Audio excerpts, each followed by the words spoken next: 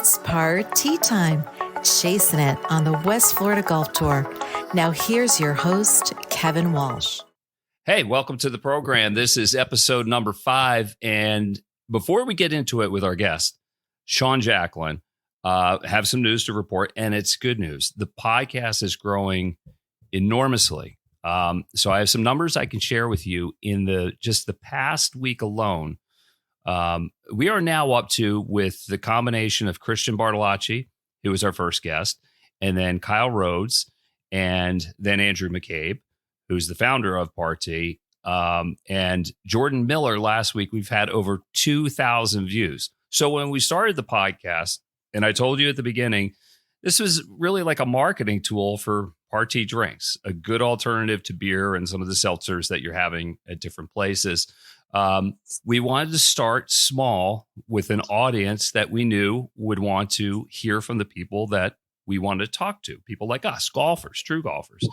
And it's really taken off. And I appreciate everybody for doing that. I appreciate our guests recommending to the friends and family to do this. And so let's just keep it going, because that's the bottom line. And the bottom line is we still need help. You can help us by liking the podcast and also subscribing to it, because the dorks that handle the analytics at YouTube and other listening places, they like to know that. And they reward us in different ways so we can keep it going. Big thanks to Party Drinks for a list of the places where you can purchase it, where it is sold at golf courses and different mini marts around the Suncoast area. Check out our website, drinkparty.com. And a big thanks to our real estate golf pros, Gene Walsh and Vince Vizzacaro from Fine Properties. If it is your dream to live on a golf course or in a golf community, or you already do and you want to sell your house, they are the perfect team for you. You can find them at suncoaststreams.com or call 941-220-4000. Okay, that's the preamble. Let's get into it with our guest, Sean Jacklin. Sean, thanks for bearing with me as I had to take care of the housekeeping stuff. It's really good. Thank you for having me. Yeah, I'm glad you're on the program, because you've been recommended by a couple people, but I knew all along when we created the podcast you'd be a good guest, because you have a playing pedigree, you have a perspective on a lot of things, and so I'm glad to have you. I'm glad to be here. Let me take you back to the beginning. Where did it all start? Where does your golf story begin? Well, I was born into golf, really. I didn't have much of a choice in that regard. I was born in Scotland, and my dad was 49 when we moved to Palm Beach, and I was only 2.5. And I started chasing him around on the senior tour, and I kind of grew up out there in between school and whatnot. But, I spent a lot of my early life on that senior tour, and I got a really good idea of what it's all about at a very young age. So I would say my whole life has been, a golf apprenticeship, if you will. Yeah. Was there anybody in particular on the tour that took a liking to you or helped you out? I called half of them uncle. Gary Player, Lee Trevino. They were all out on the senior tour when my dad, turned 50. So the real characters of the game, which we're, lacking now, they were there. So I value that all as a great experience, because, those stories that they had from their era, they were the pioneers and our sport and making it popular. And they were the first guys on TV, really, 16, 17, and 18. Arnold Palmer lights his cigarette. And, in the old days, that's what it was all about. It was about putting on a show. And they still did that, on the senior tour. So it was a privilege to get to witness all that, even at a young age. That's so cool. I heard a podcast with Lee Trevino. He's 84 now. And he just had, I couldn't believe his recall for detail. He had story after story after it's story. Unreal. And he just enjoyed telling stories about stuff. Yeah. And So I've caddied for you twice when Spencer Cole was in town, one of your old buddies, and West Florida Golf Tour alum. Oh yeah, and there were a lot of stories going back and forth. I think you were telling most of them. Do you think your love of story is really just rooted in just hearing the stories of Lee Trevino, Gary Player, and everybody else that was around? Well, I'm a passionate guy, especially when I'm interested in whatever we're talking about. So golf is number one on that list. But yeah, I think that I have a unique perspective, just because I'm a young guy that got to experience the older generation, and a kind of a window into that, and just the differences between being in the modern game and trying to be successful myself, but also trying to kind of maybe marry the concepts that they had with some of the new stuff today. So I would just say I'm passionate. So I get going with the golf stories, and when I'm around good people that I have those in common with, it's easy to talk about. Yeah. Do you have any good stories from the West Florida Golf Tour, or just playing the mini tours? Because when I talked about perspective at the beginning, I know that you said, look, it's not everybody gets it, like how tough of a grind it can be. Why don't you take me on the inside of that? Yeah. I mean, I think that mini tour golf has, I won't say evolved, because it's kind of died since I turned pro. The creation of the Latin America tour and the Canada and the PGA Tour China, it kind of the tour spreading their umbrella that wide. It makes everyone obviously want to be a part of that. So all the new fresh college kids that are coming out and turning pro, they want to be a part of that PGA Tour umbrella. And the Hooters Tour was kind of on its way out when I started. The e-golf tour was going on, and they were winning $40,000. We're just going to the winner that week, and that's just not really available anymore. So you have to, I think, have funding one way or another in order to give yourself a legit, a real legit shot at, just creating the opportunities that you need to create for yourself. It's not like you can just chime in here and there and expect to get out there, So there's so many guys that, they come from wealthy backgrounds, and they maybe want to just say they're pro golfers and they play mini tour just to waste time until they've got to get a real job. And then there's always the guys that that can play, the guys that usually are at the top of the leaderboard, and the ones that you have to beat. And it's a balancing act. It's keeping yourself competitively ready for what you're trying to accomplish, which is getting to the next level, and also giving yourself the opportunity to say, okay, I'm going to go play this mini tour event that's a couple hours away from this Monday qualifier in another state. How much is that going to cost to go play the mini tour event? What do I have to finish in order to just come out, in the green that week? And then, can I use the rest of the money for the $500 qualifier, 1 in 4 chance of getting in. So, there's always the chance of, getting to that next level by the next qualifier that you have. But, it can be rough, just knowing that, there's not much opportunity to make anything of monetary value when you don't have status.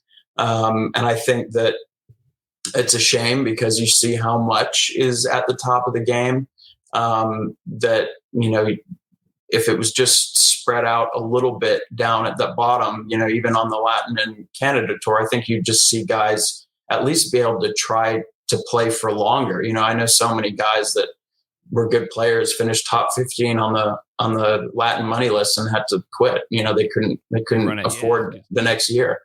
Right. So it's a grind, and you have to have financial backing, people in your corner, I believe, in order to give yourself a realistic shot at getting out there. Yeah. How did you do it? How are you doing it? Well, I was very fortunate.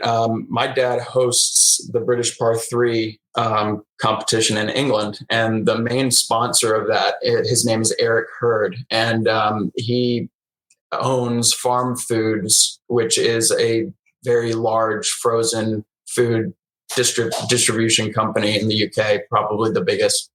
A lot of the European guys have Farm Foods on their clothing, Paul Laurie, and a lot of the Scottish guys that are up and coming, and some of the women as well. And my family and his established a great relationship over the years, and he took a liking to me, and he's been supporting me for the last 7-8 years. And I certainly wouldn't have been able to continue on and do all the things that he allowed me to do by funding me. So that's over now. I'm don't have any sponsorship going into this upcoming year, and got a lot going on at home with 2 little ones. So I'm kind of making some career decisions as we are doing this podcast, looking into, starting to teach and get into the PGA section so that I can continue to compete. And also there's, good avenues to get PGA Tour starts through that. And partially, my reasoning behind that is when you don't have status, there is too much time to not be doing something else other than golf, because like I said, mini tour golf's kind of just dead. And then you're asking yourself, what's the point in driving across the state for a one-day tournament? It's just not going to do anything for your life. And I've been doing it for 10 years now too. So it's not like I'm fresh and bushy-tailed and really looking forward to playing on the mini tours. I've been there, kind of done that. And it's time to compete. And if I'm going to get out there, it's time to get out there. And if I'm not, then it's time to do something else where I can help people. I'm always going to keep a golf club in my hand, but I want to be able to continue to compete. I never want to quit, but financially you've got to make some hard decisions sometimes. And so moving forward, I think that playing on the Latin Tour was a great experience for me, and playing on the mini tours has been awesome. West Florida Tour has been invaluable for me, just because it's a competition in your backyard and you get to sleep in your own bed, keep your expenses low. I mean, really, it's one of the on top of sponsor. Sorry. It's one of the few left. Absolutely. Yeah. It really is. And, COVID, golf boomed through COVID, and then all these clubs, they get full membership and they don't need us. They don't need pro golf tournaments to be hosted for one day at their course when they're, booked full of tee times. So I would say that the state of the game is just up in the air right now with everything, whether it's mini tour golf, and then obviously at the highest level on the PGA Tour and the Live and all that's going on with that. So it's difficult without status right now. That's just the bottom line. That was a thoughtful answer and really honest. Let me follow up if I can. Is there any deadline that you've placed on yourself? Like, I'm going to do it for this much longer based on family responsibilities, financials?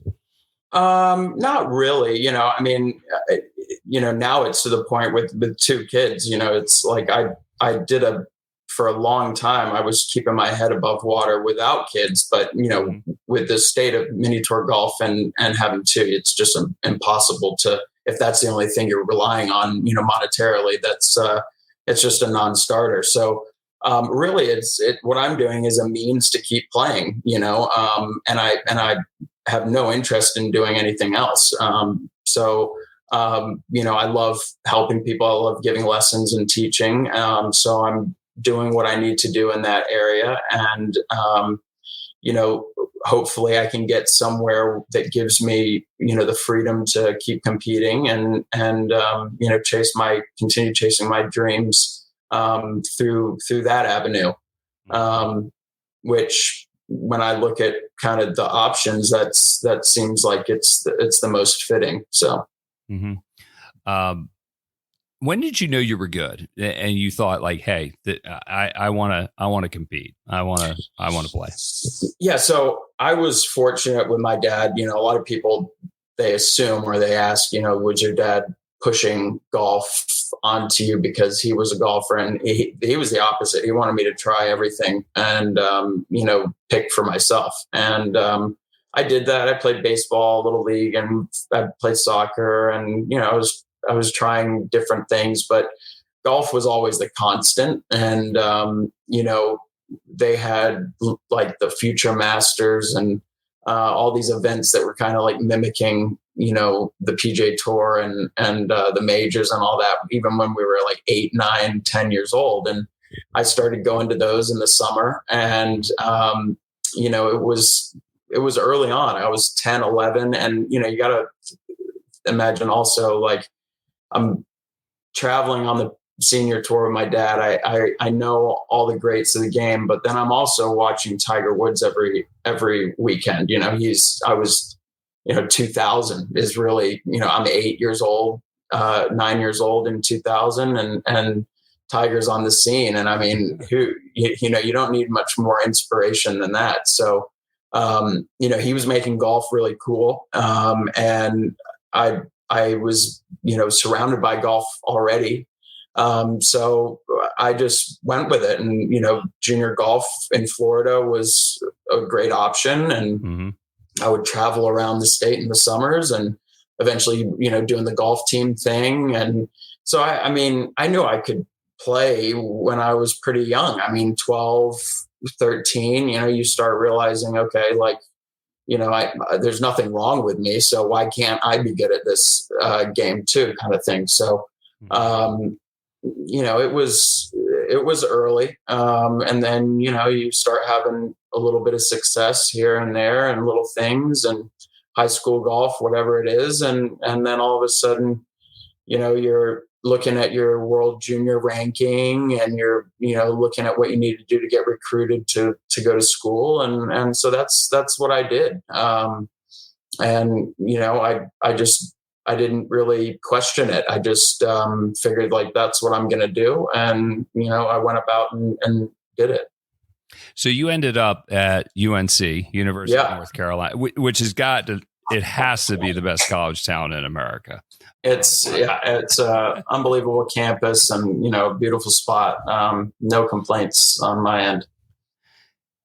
Can I assume that you've been to Timeout Chicken at 2:00 in the morning? You can assume, right? Yeah, I've definitely been there. And Granville Towers, which is where all the freshman athletes have to live, because obviously as a golfer you need your car. It's not like the golf course is on campus, so they put us all in Granville Towers, and Timeout was right there. So I hit that place up many a time. I was there. My brother went to graduate school at UNC, and there are a couple of establishments right across the street. I think you know what I'm talking about. Oh yeah. And so we ended up in there at 2 a.m. and ended up singing the Eagles fight song. And some other Philly clown joined us in, and the employees in there were just looking at it like, "Who are you people? Get out!" So it was probably a normal night there. I mean, of course you would do such a thing, right? Yeah, that street at 2 a.m. you can run into about every walk of life there. Hey, take me back to when. So you're around all the games greats. Did you have a favorite player, and did you ditch that favorite player when Tiger came around?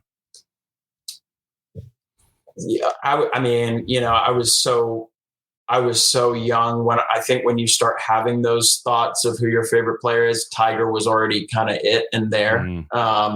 Obviously, we lived in the Nicholas's guest house for the first 3 months while we were looking for a house in Palm Beach. And, my dad and him built the concession together, and their relationship has been great for so long, longer than I've been around. Jack and just the way he carries himself and the way he can listen to you in a room full of people when he's the most important one there, and he makes you feel important. I would just say you kind of admire the character of those guys, especially when they're that much older. Like, I already categorize them as the senior tour guys. I would call them the old farts, to their faces,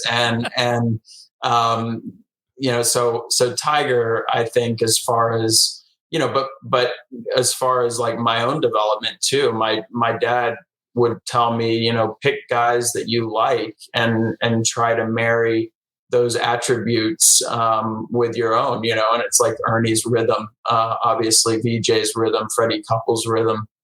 You're just not going to beat those guys in that. And then, Tiger's positioning and just how athletic and good he looked, it was just plucking different things from, Adam Scott, obviously perfect golf swing. It's like, what can you pick from their swings and how can you apply it to yours?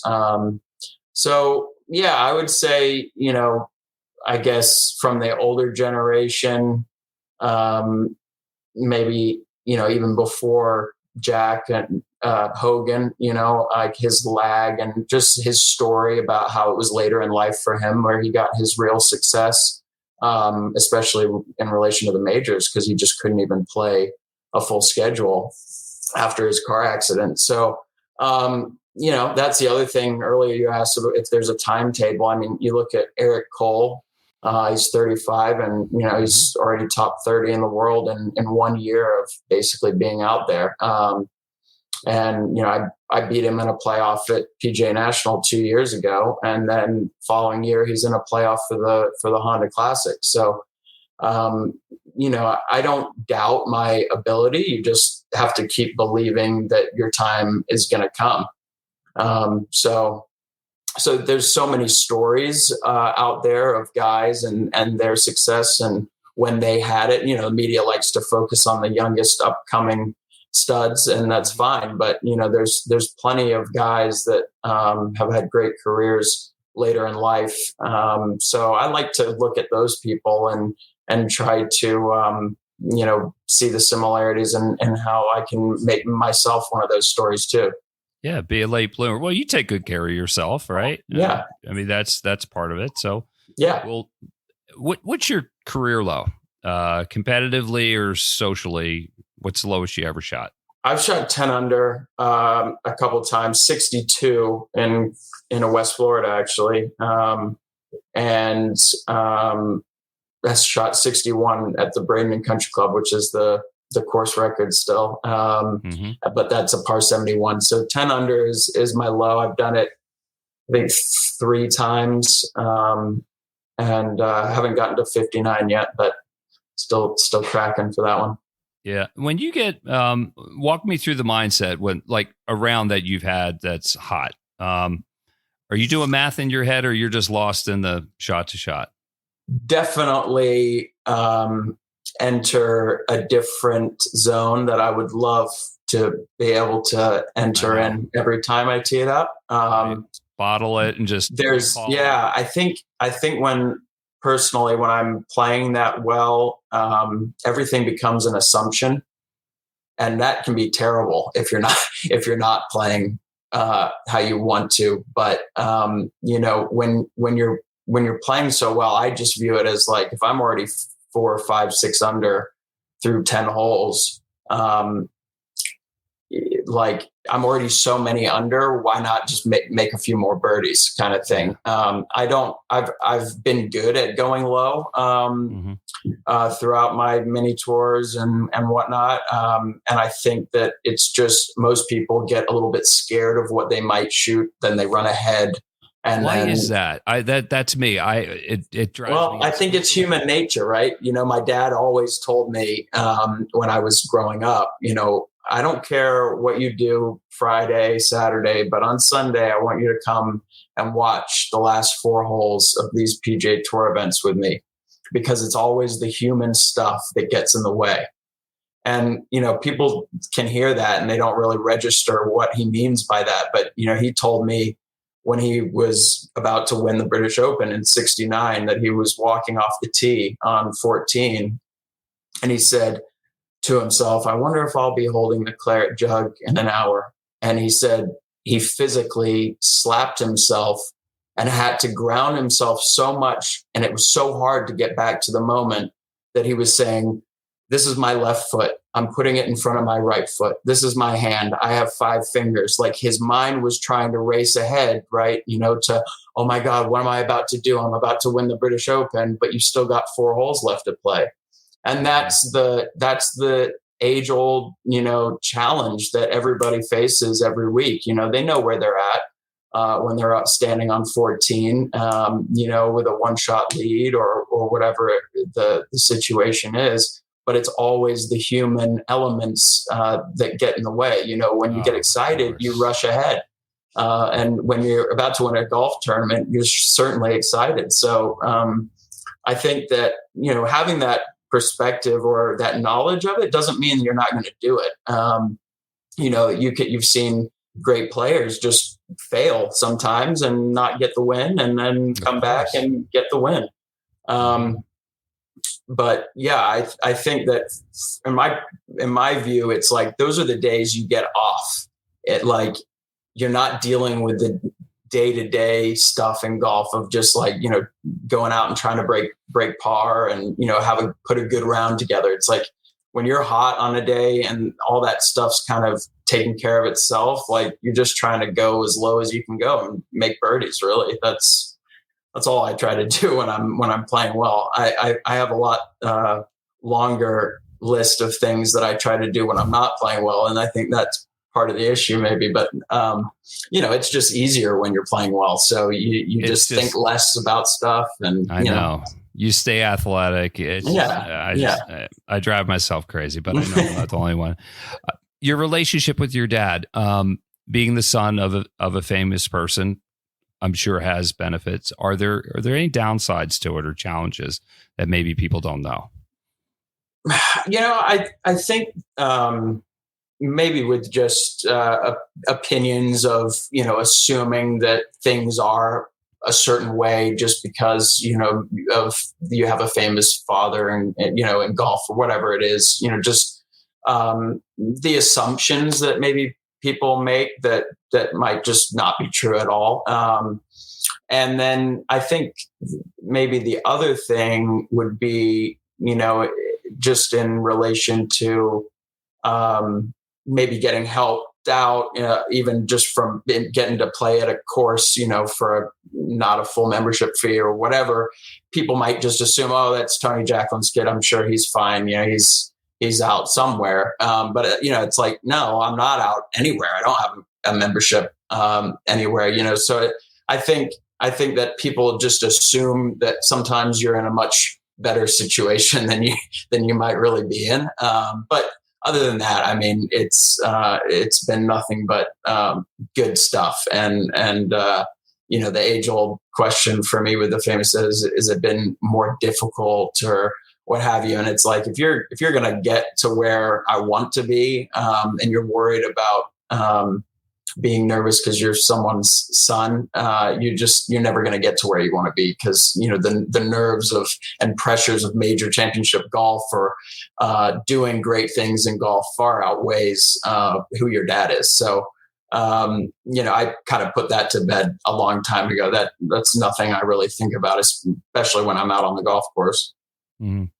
Do you ever hate the game, Sean? Well, the game will break you if you let it, right? So I just try to stick my middle finger up at it,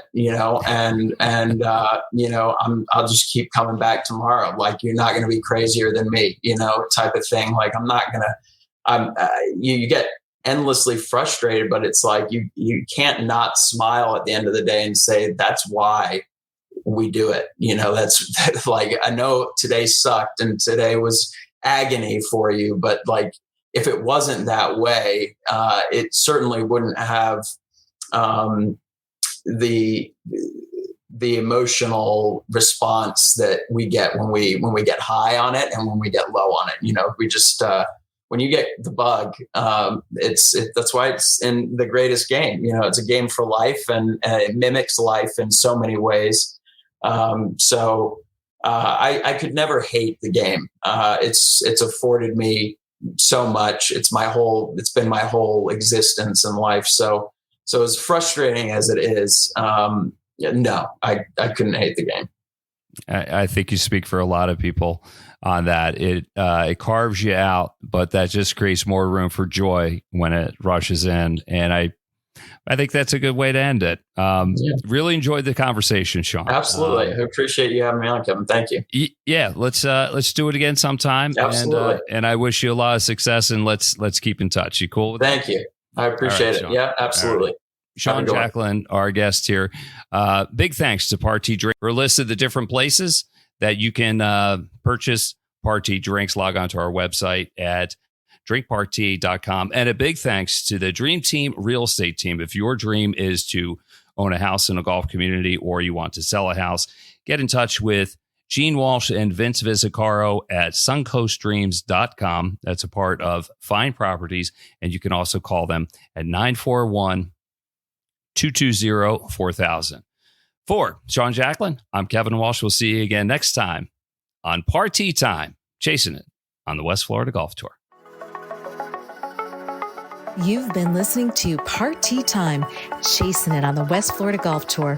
For more information about where Party is available, go to drinkparty.com. And if your dream is to live on a golf course in Southwest Florida, check out the golf realtor specialists Gene Walsh and Vince Visicaro at suncoastdreams.com.